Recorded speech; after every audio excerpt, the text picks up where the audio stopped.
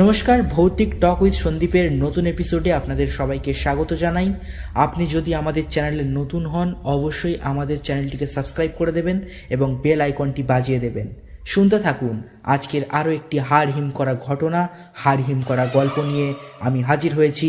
ভৌতিক talk with Sandeep, শুনতে থাকুন আজকের এপিসোড।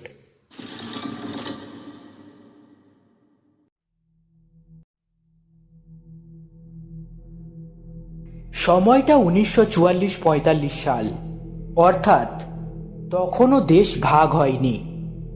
শিয়ালদার যশোর লাইনে বনগ্রাম ছিল একটা নগণ্য স্টেশন। বনগ্রাম নয়, বনগ্রাম জংশন। শিয়ালডাকা যে স্টেশন, সন্ধ্যের পর কেরোসিনের টিমটিমে আলোয় স্টেশন মাস্টার নিজেই ঘটাং ঘটাং করে পাঞ্চ করে মাত্র খান 10 টিকিট বিক্রি করেন। সেই স্টেশনও নাকি জংশন। হ্যাঁ, জংশনই। বনগা থেকে একটা ফ্যাকরা লাইন, মাত্র 3টে স্টেশন। গোপালনগর, মাঝেরগ্রাম, গাংনাপুর হয়ে পৌঁছেছে রানাঘাট। এইসব স্টেশনে প্যাসেঞ্জার খুবই কম। লাইনের দুপাশে খাঁ খাঁ মাঠ কিংবা জঙ্গল। খাস বনগার চেহারাটা সেদিন কীরকম ছিল, আজকের বনগায় যারা যাতায়াত করেন তারা কল্পনাই করতে পারেন না। সংকীর্ণ ইচ্ছামতী নদী বনগাঁকে দুটো ভাগে ভাগ করেছে। একটি ভাগ পড়েছে বনগ্রাম স্টেশন থেকে ইছামতির চর পর্যন্ত, যেটা বনগাঁ শহর বাজার আর বোটের ব্রিজের ওপর দিয়ে হেঁটে 5 মিনিটের দূরত্বে ওপারে পৌঁছলে আর এক বনগাঁ। এ বনগাঁর চেহারা আলাদা। দীর্ঘ যশোর রোডের দুপাশে আকাশ ছোঁয়া সারবদ্ধ শিশু গাছ। মতিগঞ্জ পার হয়েই পেট্রোপোলের দিকে জয়পুর, ছঘড়িয়া, হরিদাসপুর, নাভাঙার শাঁখো পার হয়ে যতই এগোনো যায়, রাস্তার দুপাশে শুধু মাঠ আর বন। এত বন যে মনে হয় এর জন্যই বনগ্রাম নামটা সার্থক। এই সারবদ্ধ বনের সঙ্গে সুন্দরবনের যোগ আছে। সে সময় স্থানীয় লোক তা মনে করে আতঙ্কিত হতো। তারা মনে করত এই বনের পথ ধরেই মাঠ, ঘাট, নদী, নালা পার হয়ে সুন্দরবনের কোনো ভয়ঙ্কর জন্তু হয়তো একদিন ঢুকে পড়বে শহর বনগাঁয়, না হলে ছঘরে, জয়পুর, হরিদাসপুরের সীমানায়। কিন্তু এ তো অসম্ভব কল্পনা। কোথায় উত্তর 24 পরগনার বনগাঁ, আর কোথায় মছলন্দপুর হয়ে বসিরহাট পেরিয়ে তারপর ইছামতির ধার ঘেঁষে হাসনাবাদ হয়ে দক্ষিণ 24 পরগনার সুন্দরবনের সীমানা। কিন্তু তবু মতিগঞ্জ, জয়পুর, হরিদাসপুরের লোকেরা গভীর রাতে হঠাৎ হঠাৎ অজানা পাখি কিংবা অজানা জন্তুর বুক কাঁপানো ডাক শুনে ভয়ে কেঁপে ওঠে। পরের দিন শিশু গাছের নিচে ছোট্ট চায়ের দোকানের সামনে বাঁশের মাচায় বসে খদ্দেররা চায়ের গেলাসে চুমুক দিতে দিতে ভয়ে ভয়ে কথাটা তোলে। কাল রাতে কিছু শুনেছিলেন কর্মকার মশাই? কানাই কর্মকার যেন এই রকম একটা কথা শোনার জন্য অপেক্ষা করছিলেন। বললেন, শুনিনি আবার। ও ডাক যে মরা মানুষকেও জাগিয়ে দেয়, বাপরে। হ্যাঁ, ডাকটা কোন দিক থেকে এলো বলুন তো? জিজ্ঞেস করলো সাহেব আলী মণ্ডল। দক্ষিণ দিক থেকে। চায়ের দোকানের মালিক রেণুপদ চায়ের গেলাসে চামচ নাড়তে নাড়তে বলল, হ্যাঁ হ্যাঁ, ঠিক ঠিক। ব্রহ্মডাঙ্গার দক্ষিণে যে বনটা, তারই মাথার ওপর থেকে। রেণুপদর কথার সমর্থন করল গদাই কৃতেন। কিন্তু ডাকটা কিসের? আমি ঘুমের মধ্যে যতদূর শুনেছি, পরপর 3বার ডেকেই থেমে যায়। তারপরেও দূরে আরেকবার ডাকটা শোনা গিয়েছিল। এইভাবে যশোর রোডের ধারে ছোট্ট চায়ের দোকানটা সকালবেলাতেই সম্ভব অসম্ভব নানা বিতর্কে জমে ওঠে। এই ডাক যে প্রথম শোনা গেল তা নয়, এর আগেও শোনা গিয়েছিল। কেউ বলে 5 বছর আগে, কেউ বলে তা বছর 3 আগে তো বটেই। কিন্তু বড় সমস্যা ডাকটা কিসের তা কেউ বলতে পারে না। হরিদাসপুরের লোকেরা বলে কোনো অজানা পাখির ডাক, আর জয়পুরের লোকেদের বিশ্বাস ও ডাক কোনো ভয়ঙ্কর জন্তুর। আবার কেউ কেউ বলে কোনো অশরীরী আত্মার আর্তনাদ, নইলে ছোট ছেলের কান্নার মতো কোনো জন্তুর কি ডাক হয়? একবার ভৈরব গুণিনকে জিজ্ঞেস করলে হয় না? ঝিকড় গাছায় তো খড়ি কেটে মন্ত্রের জোর দেখিয়ে খুব নাম করেছিল। যশোর খুলনাতেও তার নাম ডাক আছে বড় ওঝা হিসেবে। কত সাপে কাটা রুগী, কত ভূতে পাওয়া রুগী বেঁচে উঠেছে ওনার ঝাড়ফুঁকের জোরে। লোকটি নিতান্ত ফেলনা নয় হে। এ কথাই সবাই বলল। হ্যাঁ, তা মন্দ বলনি, একবার গেলে হতো। এই রকম সময়েই অর্থাৎ 1944-45 সালে আমাকে একবার আসতে হয়েছিল এই বনগাঁতে। উঠতে হয়েছিল মতিগঞ্জে এক আত্মীয়ের বাড়ি।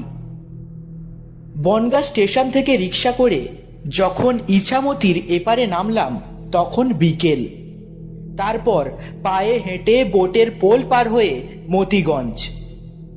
দুপাশে শিশু গাছে ছাওয়া রাস্তা চলে গেছে সোজা যশোর। আমার আত্মীয়ের বাড়ি বোটের পোল থেকে খুব বেশি দূরে নয়। কাজেই হাঁটাই শুরু করলাম। অবশ্য হাঁটা ছাড়া অন্য উপায় ছিল না তখন। রিক্সা চলতো শুধু শহরের মধ্যে। আর কয়েকটি দোকান, দোতলা বাড়ি চোখে পড়ল অনেকগুলো, কিন্তু সবই পুরনো জীর্ণ। তখনও বিকেল শেষ হয়নি। এরই মধ্যে লোক চলাচল কমে গেছে। এই সন্ধ্যের মুখে কোথায় বা যাবে এক বনগাঁ টাউন ছাড়া? যেতে গেলে ইছামতি পার হতে হবে বোটের ওপর দিয়ে। কিন্তু প্রায় এই সন্ধ্যের মুখে একটা জোর বাতাস ওঠে। সেই বাতাস উত্তাল ইছামতির সবুজ জল কলবল খলবল করে ওঠে। অন্ধকারে অসাবধানে বোটের কিনারে পা পড়লে আর রক্ষে নেই। আমার আত্মীয়ের বাড়িটাও খুব পুরানো। অনেকখানি উঠোন পাঁচিল ঘেরা। অনেক জায়গাতেই ইট ভেঙে পড়েছে। যে কেউ ইচ্ছা করলে পাঁচিল টপকে ভেতরে ঢুকে পড়তে পারে। বাড়ির পিছনে খানিকটা মাঠ, তারপর আমবাগান আর বাঁশঝাড়। সন্ধে লাগবার আগেই ওদিকের জানলাগুলো বন্ধ করে দিতে হয়। সন্ধ্যের পর ওদিকটা যেন এক নিষিদ্ধ জগৎ। উঠোনের একপাশে একটা নিম গাছ আর একটা পেঁপে গাছ, ওদিকে একটা ইদারা। ইদারার 3 দিক ঘিরে ঝাঁপ ফেলে বাথরুমের ব্যবস্থা। আর খাটা পায়খানাটা একেবারে মাঠের পিছনে পাঁচিলে ঘেরা। বাড়ির লোকে সাবধান করে দেয় রাত্রিরে ওদিকে না যাওয়াই ভালো। কেন না যাওয়াটা ভালো তা আর জিজ্ঞেস করতে হয় না। জীর্ণ টিনের ছাউনি দেওয়া পায়খানার ঠিক মাথার ওপর নিমফলা আম গাছের একটা শুকনো ডাল গভীর রাত্রে বাতাসের ধাক্কায় মাঝে মাঝে দুলে ওঠে। মনে হয় কোনো অশরীরী জীব যেন তার রক্ত মাংস শূন্য হাতটা নাড়ছে।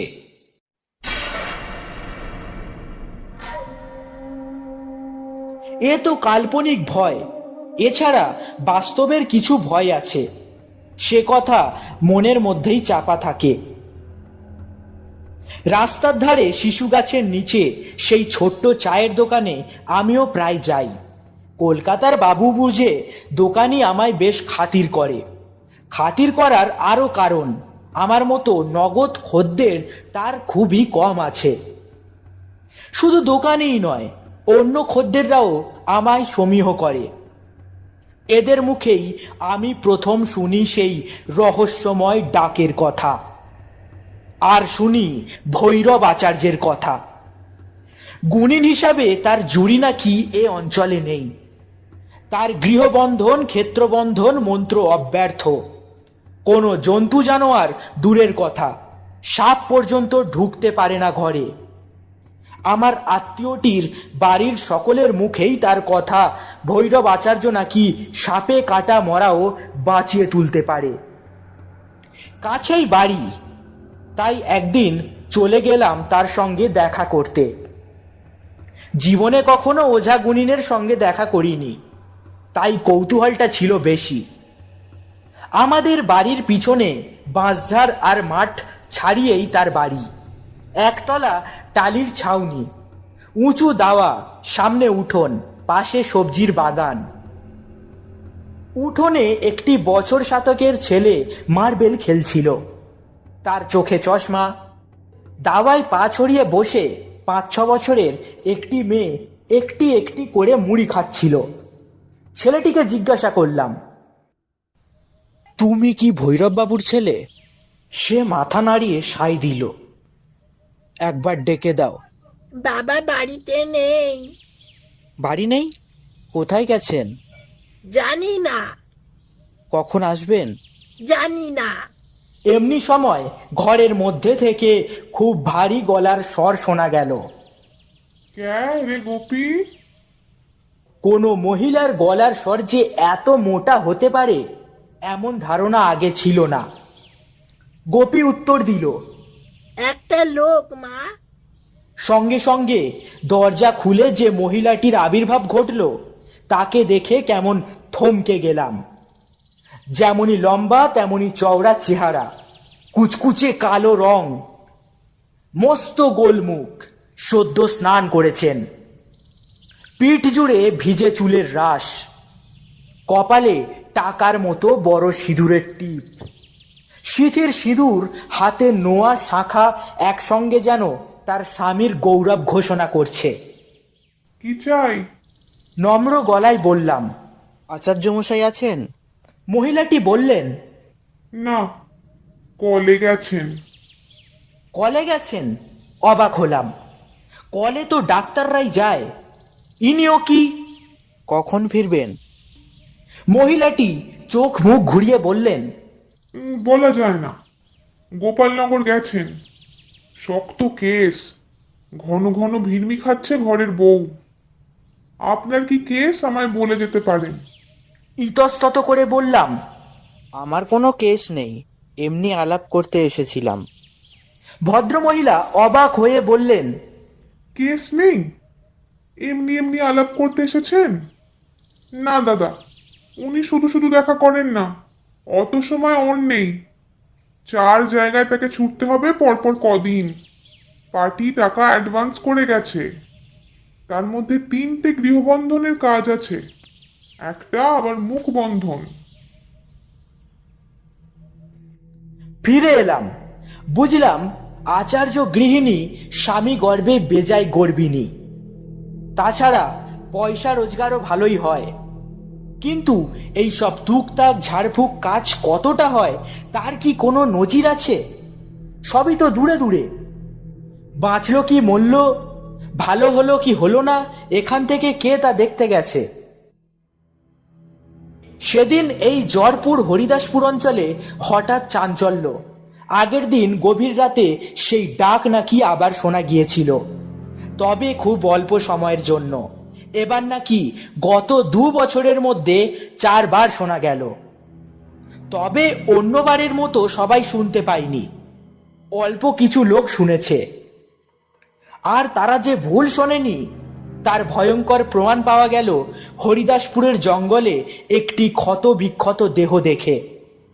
হিংস্র জীবটি গভীর রাতে জীবন্ত মানুষ না পেয়ে কাঁচা কবর থেকে একটা তাজা মৃতদেহ তুলে ছিঁড়ে খেয়েছে।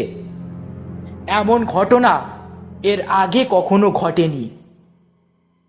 ইস, এখানে থাকা সত্ত্বেও ডাকটা শুনতে পেলাম না। তবু ছুটলাম হরিদাসপুর।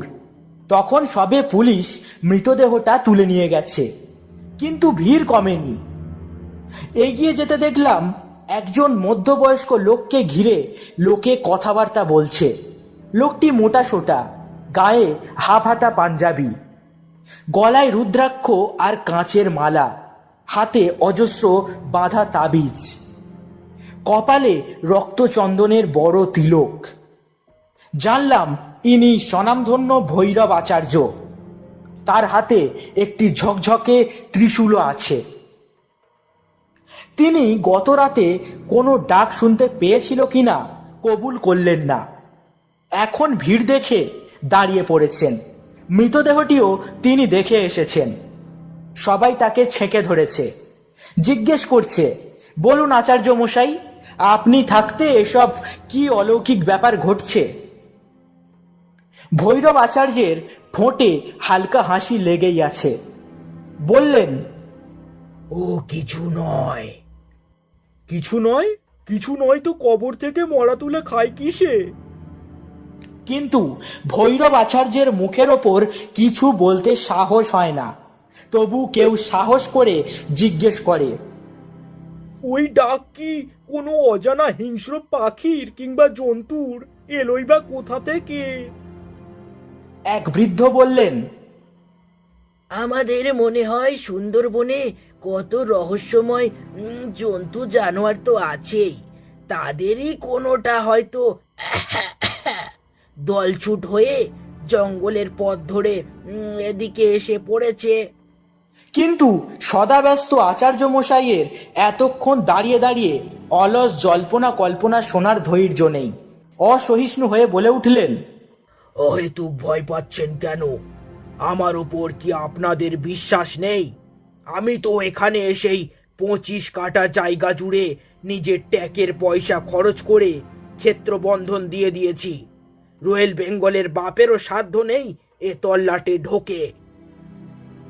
বলেই তিনি হাতের ত্রিশূল মুঠোয় শক্ত করে ধরে বাড়ির দিকে ফিরে গেলেন। আমার মনে হলো আচার্য গৃহিণীর চেয়ে স্বয়ং আচার্য মশাইয়েরও অহংকার কিন্তু কম নয়। একমাত্র তিনিই যেন এ অঞ্চলের রক্ষাকর্তা। এর মাসখানেক পর অঘ্রাণের মাঝামাঝি শীত বেশ জাঁকিয়ে পড়েছে। 5টা বাজতে না বাজতেই অন্ধকার নেমে আসে। বাইরে বেরোনো যায় না। অন্ধকার ঘুটঘুটে পথে কে বেরোবে? তার উপর রাস্তার দুপাশে সার সার শিশু গাছ যেন অন্ধকারকে আরো ভয়ঙ্কর করে তোলে। বিকেল হতে না হতেই আমাদের বাড়ির জানলাগুলো বন্ধ হয়ে গেছে। একতলা বাড়ি বলেই বোধহয় একটু বেশি সাবধান হতে হয়।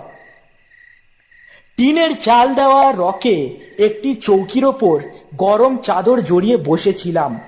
দরজার কোণে লণ্ঠনটি জ্বলছিল টিমটিম করে। চারিদিকে নিস্তব্ধ।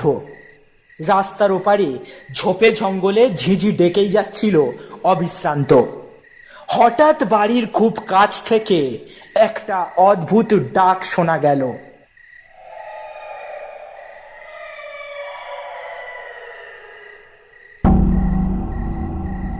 ঠিক যেন কোনো বাচ্চা ছেলে মর্মান্তিক যন্ত্রণায় চিৎকার করে কাঁদছে। তারপরেই মনে হলো কোনো কিছু যেন বাড়ির ঠিক পিছনের জঙ্গল দিয়ে ঝোপঝাড় মারিয়ে চলে যাচ্ছে। আমি ছুটে গিয়ে পিছনের জানলাটা খুলে দেখতে গেলাম, কিন্তু ততক্ষণে জন্তুটা চলে গেছে। এই কয়েক মুহূর্তের মধ্যে কত দূর আর যাবে মনে করে হাতে একটা লাঠি আর লণ্ঠনটা তুলে নিয়ে পিছনের দিকের খিড়কির দরজাটা খুলতে গেলাম। বাড়ির পুরনো কাজের লোকটা ছুটে এসে আমার হাতটা ধরে নিরস্ত করলো। না না বাবু, না না বাবু, বাইরে যাবেননি, যাবেননি বাবু, বাইরে যাবেননি। আমি থমকে গেলাম। পরের দিন সকালে যদিও আমার মন টানছিল রেণুপদর চায়ের দোকানের দিকে, তবু আমি সে প্রলোভন কষ্ট করে সম্বরণ করলাম। কারণ জানি ওখানে গেলে আমি গত সন্ধ্যার ঘটনা না বলে পারবো না। আর তারপরই শুরু হবে অজস্র প্রশ্ন। সেসব প্রশ্নর সত্য উত্তর দিলেও সবাই তা বিশ্বাস করবে এমন মনে হয় না। আমাকে দোষ দিয়ে কেউ কেউ এমনও বলতে পারে, একলা যেতে যদি সাহসে নাই কুলিয়েছিল তবে হাঁক দিয়ে লোক ডাকলেন না কেন? শীতের নিস্তব্ধ রাতে হাঁক দিলে যে লোক জোরও হয় না এ কথা ওদের বোঝাবো কি করে। সন্ধ্যের মুখে যখন গেলাম তখন কানাই কর্মকার দোকান থেকে বৈকালি চা খাওয়া সেরে একটি বিড়ি ধরিয়ে তাড়াতাড়ি উঠলেন। আমাকে দেখে ব্যস্ত হয়ে বলে উঠলেন, এ কি স্যার, এত দেরিতে এলেন? রেণুপদ যে ঝাঁপ ফেলে দিচ্ছে। কেন এত তাড়াতাড়ি দোকান বন্ধ করছে জানতে না চাওয়ায় কানাই নিজেই বললেন, তাড়াতাড়ি বন্ধ না করেই বা উপায় কি বলুন? কাল সন্ধ্যের পরপরই তো, এবার পাড়াতেই। এই পর্যন্ত উচ্চারণ করে ব্যস্ত হয়ে বললেন, চলুন, আপনার সঙ্গেই যতটুকু যাওয়া যায়। আপনার হাতে তো টর্চ রয়েছে দেখছি। বলে কানাই কর্মকার তেল সাশ্রয় করার জন্য হাতের লণ্ঠনটার দম কমিয়ে দিলেন। কর্মকার মশাইয়ের বাড়ি আমাদের বাড়ি থেকে কিছু দূর পশ্চিমে। বেশি রাত হয়নি তখনও, তাই কর্মকারকে বাড়ি পৌঁছে দিয়ে ফিরব মনে করে ওর সঙ্গে সারা পথ টর্চ জেলে হাঁটতে লাগলাম। আমাদের বাড়ির পিছনের মাঠ পেরিয়ে ভৈরব আচার্যের বাড়ি পেরিয়ে বাঁশঝাড়ের পাশ দিয়ে ধুলো ভরা সরু রাস্তা, দুপাশে ঝোপঝাড়। টর্চ জ্বালিয়েই চলেছি। হঠাৎ বাঁদিকের ঝোপ থেকে ঝাঁপিয়ে কি যেন বেরিয়ে এলো সাঁ করে।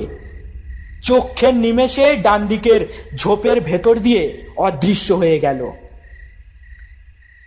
ওই সময়টুকুর মধ্যেই দেখে নিয়েছিলাম একটা বড় কুকুরের দ্বিগুণ আকৃতির কুচকুচে কালো কি জন্তু জানি না, তবে কিছুতেই বাঘ নয়, মুখে কিছু একটা বড় সড়ো শিকার কামড়ে ধরা।